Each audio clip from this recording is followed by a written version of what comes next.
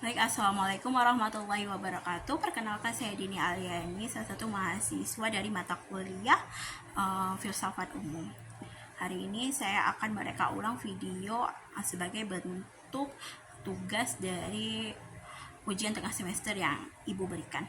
Oke, kita langsung saja ke judulnya, yaitu Filsafat Pekerja Sosial dan Epistemologi Ilmu Kesejahteraan Sosial. Nah, jadi dari video tersebut terlebih suatu pertanyaan, yaitu kenapa seorang pekerja sosial menjadi pekerja sosial, kemudian kenapa harus mempelajari ilmu kesejahteraan sosial, dan untuk apa ilmu tersebut dipelajari. Mungkin hal tersebut akan terjawab ketika kami menduduki bangku perkuliahan. Nah, jadi ketika kami menduduki bangku perkuliahan, kami akan mempelajari 3 hal yang memang katanya ini adalah benar-benar pilar dari seorang pekerja sosial, yaitu yang pertama adalah body of knowledge, yang kedua adalah body of skill, dan yang ketiga adalah body of value. Nah, jadi 3 hal tersebut adalah hal yang benar-benar harus kami pelajari ketika kami menduduki bangku perkuliahan. Kemudian kita sekarang masuk ke pertanyaan mendasar, yaitu kenapa pekerja sosial ingin menolong orang lain?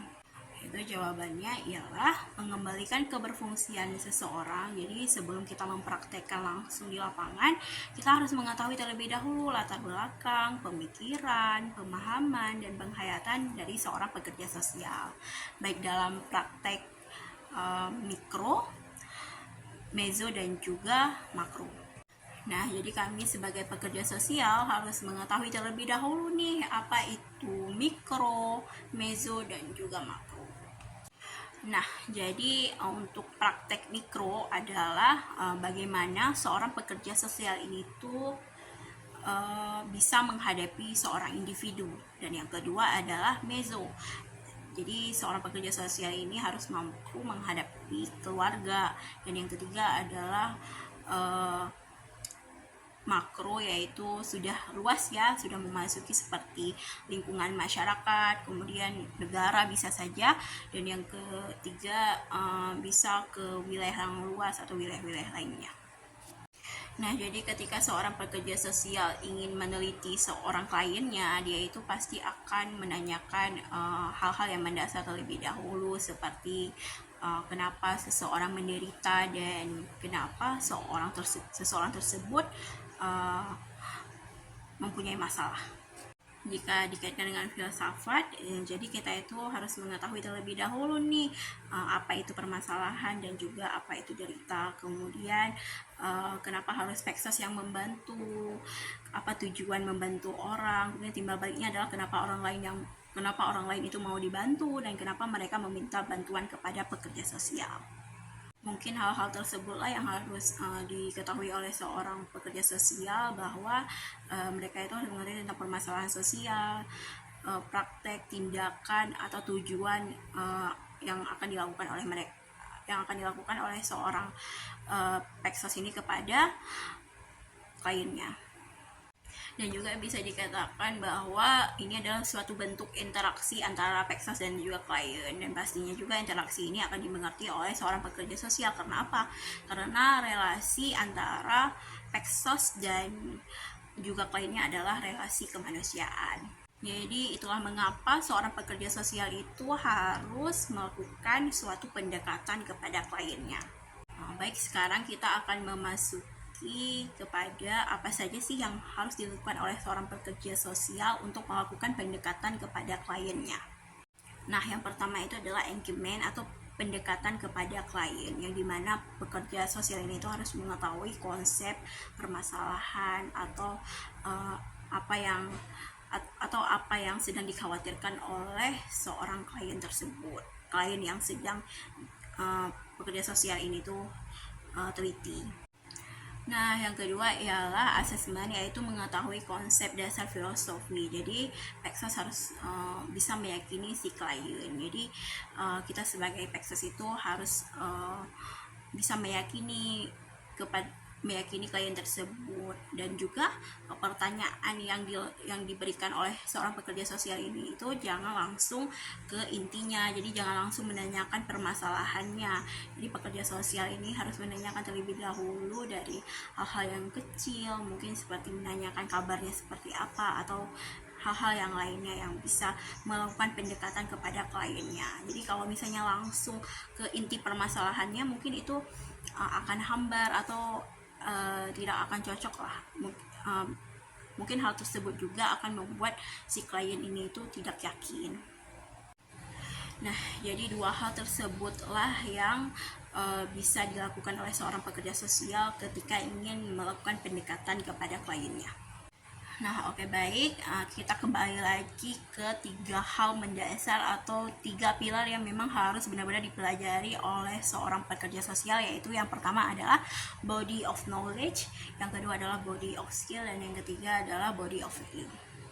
Nah, yang pertama itu adalah body of knowledge atau pengetahuan apa atau ilmu apa yang dimiliki oleh seorang pekerja sosial. Jadi di saat kita melakukan suatu penelitian, kita itu harus mengetahui terlebih dahulu apa saja yang harus kita lakukan. Jadi di saat kita melakukan penelitian juga kita harus memiliki ilmu atau pengetahuan untuk suatu keberhasilan penelitian yang kita lakukan.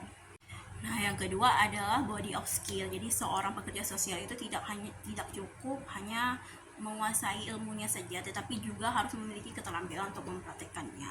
Nah, jadi kita itu harus memiliki skill nih teman-teman. Jadi jika kita tidak memiliki skill, tidak memiliki keterampilan untuk melakukan sesuatu, bisa saja nanti hal yang akan kita lakukan itu tidak akan berhasil.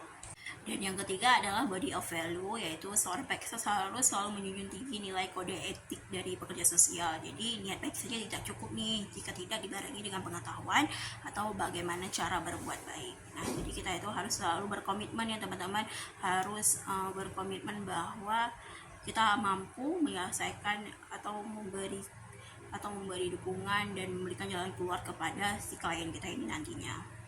Nah, oke, sekarang kita lanjut ke bagaimana seorang pekerja sosial ini memahami karakter dari kliennya. Nah, jadi hal yang bisa dilakukan oleh pekerja sosial untuk bisa mengetahui karakter dari kliennya adalah, yaitu yang pertama adalah melakukan wawancara atau observasi, menggali informasi melalui percakapan.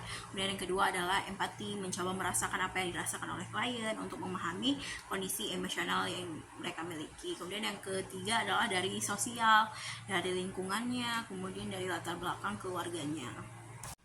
Nah, jadi selanjutnya adalah katanya filsafat dalam praktek kesos itu sangat sederhana. Kenapa? Karena filsafat adalah seni bertanya. Jadi filsafat itu pasti bertanya tentang bagaimana, kenapa, untuk apa. Pertanyaan-pertanyaan dasar yang dipertanyakan oleh Peksos tersebut adalah yang harus dikuasai oleh mahasiswa pekerja sosial yang sedang duduk di bangku perkuliahan. Nah, kemudian dari hal-hal tersebutlah kita bisa mempraktekkannya langsung ke lapangan. Kemudian masuklah kepada wilayah-wilayah seperti interaksi spiritual, interaksi budaya, interaksi pemikiran, dan interaksi cara pandang masing-masing. Kemudian yang terakhir kesimpulannya ialah bagaimana kaitan antara pekerja sosial dengan filsafat, yaitu filsafat sebagai landasan berpikir kritis memberikan dasar etis bagi pekerja sosial untuk menjalankan tugasnya. Filsafat membantu pekerja sosial memahami konsep tentang manusia sebagai makhluk sosial, rasional, dan bermartabat. Melalui filsafat, pekerja sosial belajar berpikir kritis. Filsafat melatih pekerja sosial untuk tidak menerima begitu saja keadaan yang ada, melainkan mengevaluasi dan memperjuangkan perubahan sosial yang lebih adil. Baik, terima kasih saya ucapkan kepada Ibu yang sudah mau menonton video saya. Mungkin video ini masih banyak kesalahan atau cara saya menelaah video tersebut masih banyak yang kurang, saya mohon maaf sekali. Dan juga dirasa video ini bisa memberikan saya evaluasi dan juga memberikan saya pemahaman tentang bagaimana kaitan antara filsafat dan pekerja sosial. Jadi lebih dan kurang saya mohon maaf. Wabillahi taufiq wal hidayah. Wassalamualaikum warahmatullahi wabarakatuh.